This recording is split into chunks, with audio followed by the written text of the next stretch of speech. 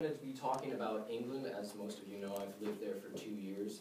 I've lived there as a missionary. So the way that that works is that once you decide, because it's a voluntary thing, once you decide that you want to go, you fill in your papers and you send them off to the leaders of the church, and then they'll review your papers and determine where you're going. And I got England. My dad actually got Japan, so he had to learn Japanese, which was pretty exciting. I personally was hoping to learn a language for my mission, but I'm actually really happy that I ended up in England. So, my first area that I went to, the way that it works is after 6 weeks, you'll get a phone call, and you'll either be told that you're staying in the area that you're in, or you'll be told that you're moving to a different area. And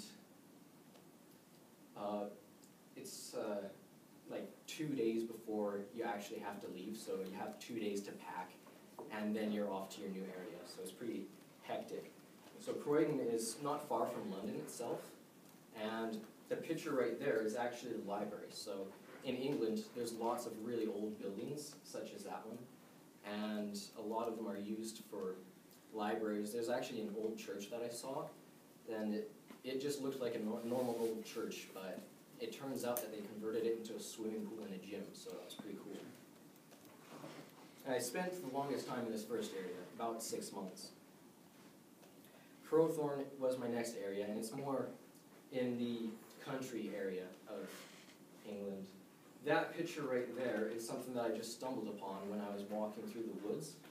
It's actually in a scrapyard from metal, and it's the coolest thing I've ever seen in my life. That's a Ferrari on the roof, and just a sculpture of Predator made out of metal. It's really cool. And they had a crane that was just moving metal around. There's like a helicopter that was all taken apart. It was really a crazy thing to see. But it's a really nice area. It's kind of, a lot of older people live in that area, and so there's also a lot of really nice cars, because they're all retired. It's kind of a wealthier area, I guess.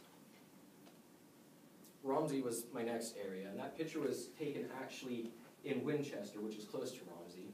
It's another example of some of the really impressive castles and cathedrals that you see there. It's a similar area to Crowthorne. It's a lot less in the green hills and everything. There's more houses, I guess, in this area, and less farms. The next area was Mitcham, and that's not far, actually, from my first area, Croydon, that I was in.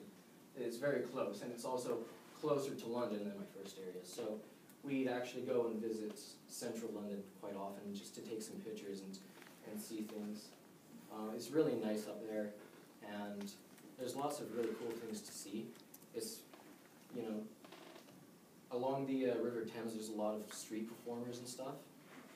It's really kind of cool to see, especially around Christmas time. They actually had like a market, a Christmas market with all kinds of crazy things. One thing that I tried was actually a crocodile burger, really good.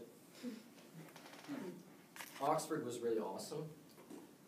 It's it's home to the oldest English-speaking school in the world.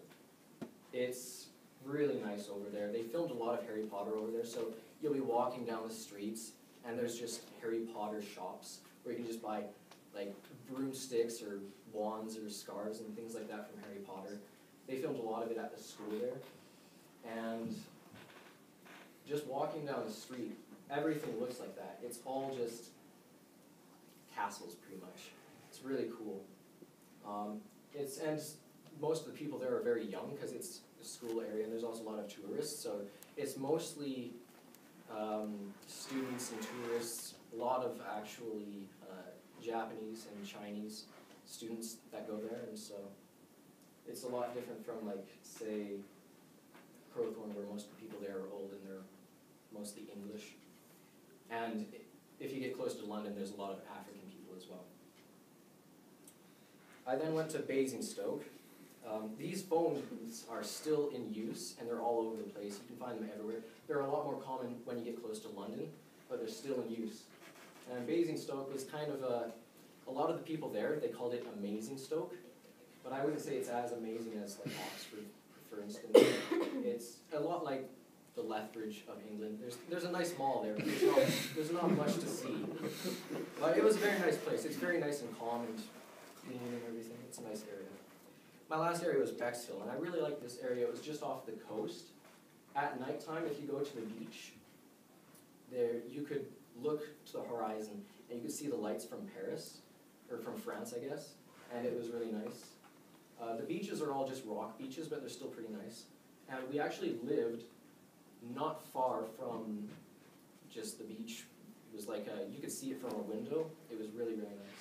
So in the mornings, we'd sometimes go for a little run along the beach. They had a really nice cafe there called the Sovereign Light Cafe. And I guess there's a song called the Sovereign Light Cafe, and they filmed a music video there. I checked it out when I got home. It's a really nice area, so that's all I have to share for you.